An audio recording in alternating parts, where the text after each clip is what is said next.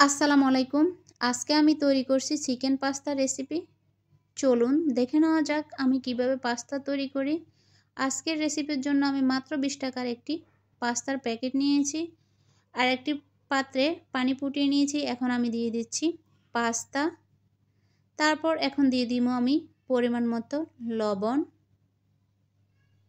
লবণটা দেওয়ার পর একটু নেড়ে ঝেড়ে দিচ্ছি যেন দলা পেকে না যায়।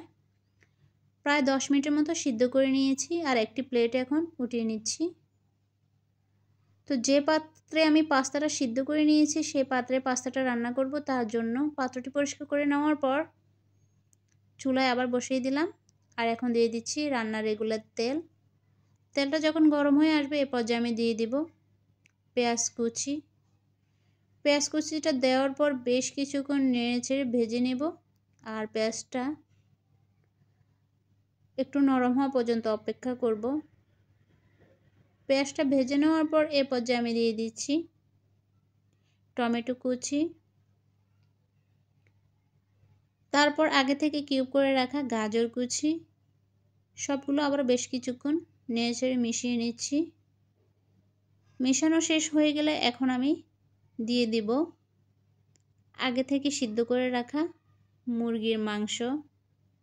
আজ আমি মুরগির মাংস দিয়েই পাস্তাটা রান্না করব। আপনারা চাইলে এখানে ডিমও দিতে পারেন। তো মুরগির মাংসটা দেওয়ার পর বেশ কিছুক্ষণ আমি আবারও নেড়েচেড়ে কষিয়ে নিচ্ছি। কষিয়ে নেওয়া শেষে এ পর্যায়ে আমি এখন দিয়ে দিব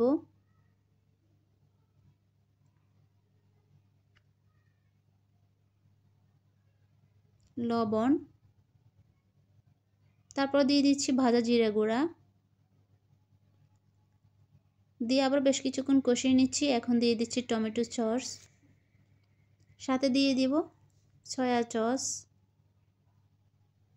দিয়ে আবারও বেশ কিছুক্ষণ নেড়েচেড়ে কষিয়ে নিচ্ছি। কষিয়ে নেওয়া শেষে এখন আমি দিয়ে দিচ্ছি কাঁচামরিচ কুচি আর দিয়ে দিচ্ছি আমি পাস্তার সাথে যে ম্যাজিক মশলাটা পেয়েছিলাম সেটা। দেওয়ার পর বেশ কিছুক্ষণ কষিয়ে নিয়ে আবার নেড়েচেড়ে নিচ্ছি। তারপর এখন দিয়ে দিচ্ছি আমি পাস্তাটা দিয়ে আবার বেশ কিছুক্ষণ আমি নেড়েচেড়ে রান্না করে নেব। এভাবে রান্না করলে পাস্তাটা কিন্তু খেতে কিন্তু দারুণ হয় আর আমার বাসার সকলে অনেক বেশি পছন্দ করে এভাবে পাস্তা রান্না করলে। পাস্তাটা অনেক বেশি ঝরঝর হয়েছে।